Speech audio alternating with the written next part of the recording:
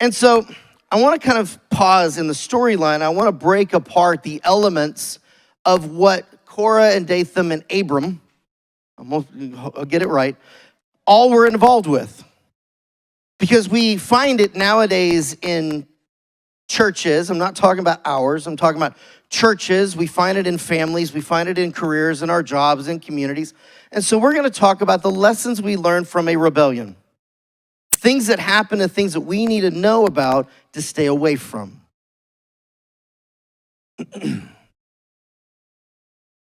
Korah and his crew wanted to be equal with Moses and Aaron.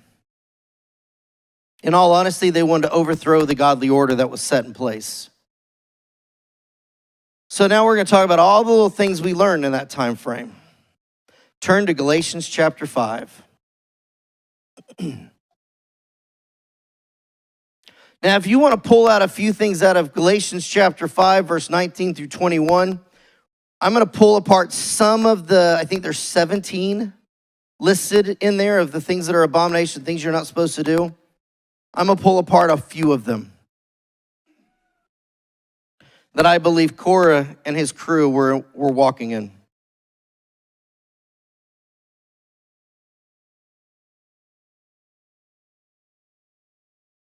So I'm going to skip around a little bit. Uncleanness.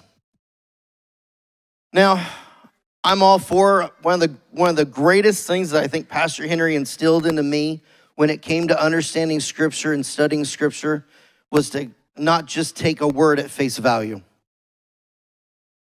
Research its meaning. Understand what its purpose was, its usage, how the Hebrew language, I'm learning, uses that word in different things because they use the same word here for over here, but it changes based on the usage. So I'm learning this. Uncleanness is impure motives.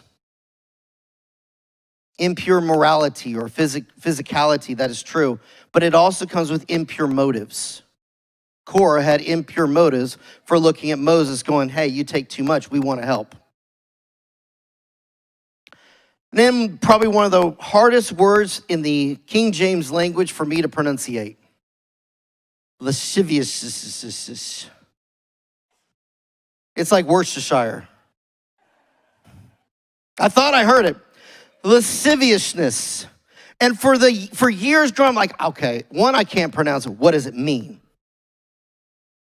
Unbridled lust. In this circumstance, he wanted power. Korah and his people wanted power. They wanted a position. They wanted authority. Skipping down, variance, contention and strife and debate. Emulations. Another great one I had to look up because we don't use these words in the English language. This is not something, so, how are you this morning? Have you had any emulations today? That doesn't happen in conversation. If it does, well, maybe it does. It's rivalry and jealousy. Did Korah have rivalry and jealousy? We have strife. We definitely had wrath, but we're going to go with strife. Seditions. The purpose and motion to cause and create division. To separate. Heresies, a choice to be against unity. We just added over the last year as one of our core values, unity.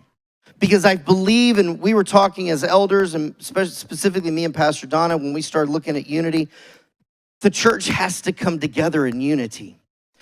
Marriages have to come together in unity. Families have to come together in unity. And if the devil can find its way to get us to even question a moment of unity in any of those circles,